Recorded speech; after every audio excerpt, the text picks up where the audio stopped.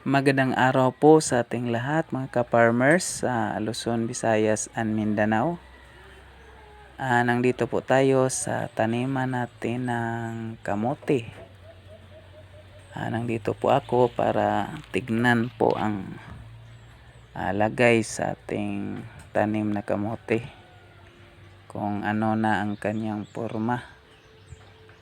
So ito palang kamote natin ay magdalawang buwan na at dalawang 2 weeks na, magdalawang buwan at saka 2 linggo. Ganito po ang kanilang forma. Talagang makapal na po yung mga dahon at sobrang dami ng mga sanga na gumagapang sa area.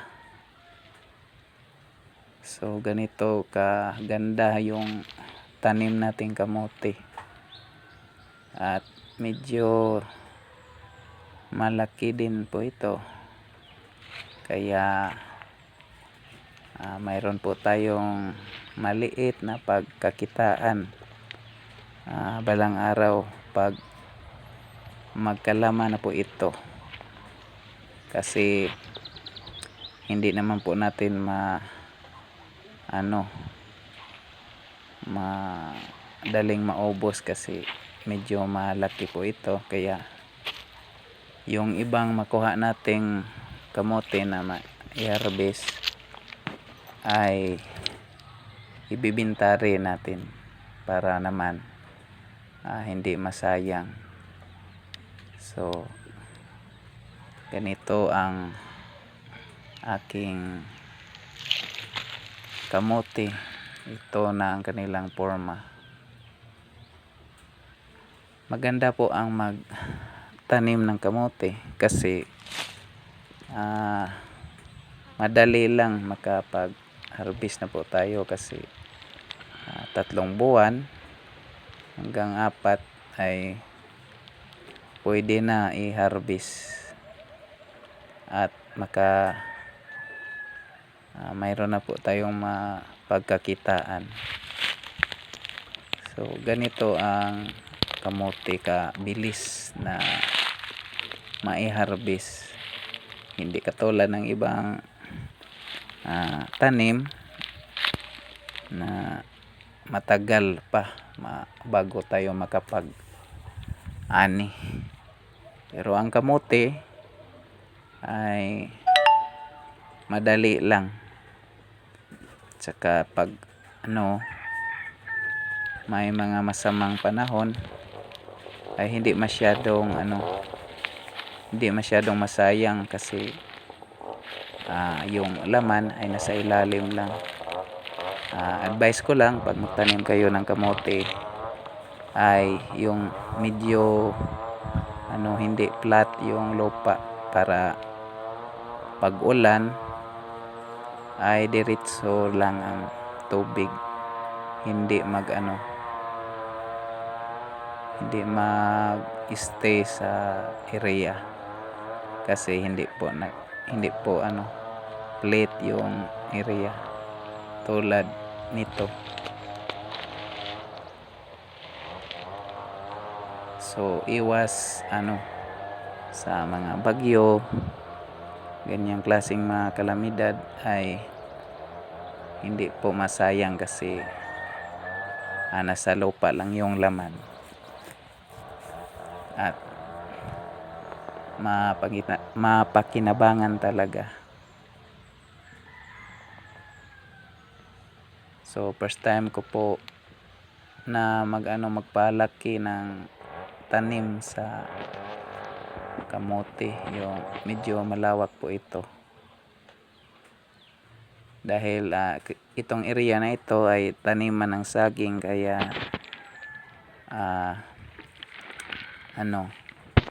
pinagtamnan ko na lang ng kamote para naman yung mga area ng saging natin ay hindi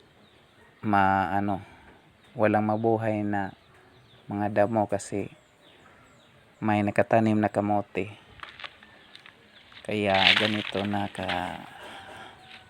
ganda yung kamote natin.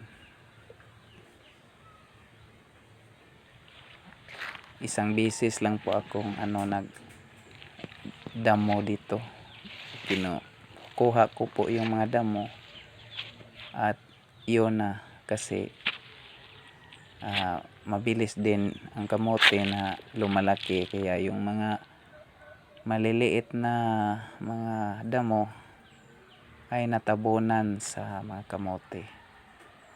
So okay na yung isang bisis lang mabawasan ang mga damo or kunin talaga, kasi yan ang mapagbigay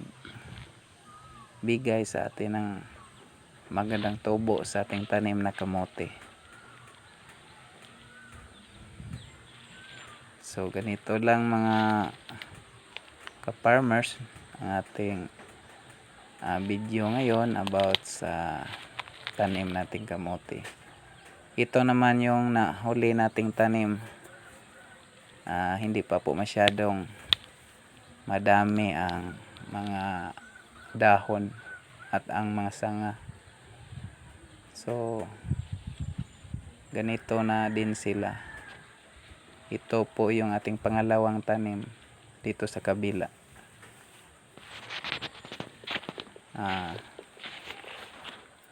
Hindi lang natin malayan na sa susunod na buwan ay makapag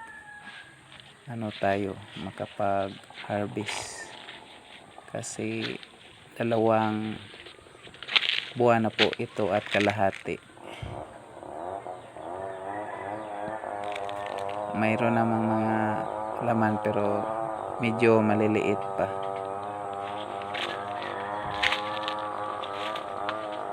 So hanggang dito na lang po tayo mga ka-farmers.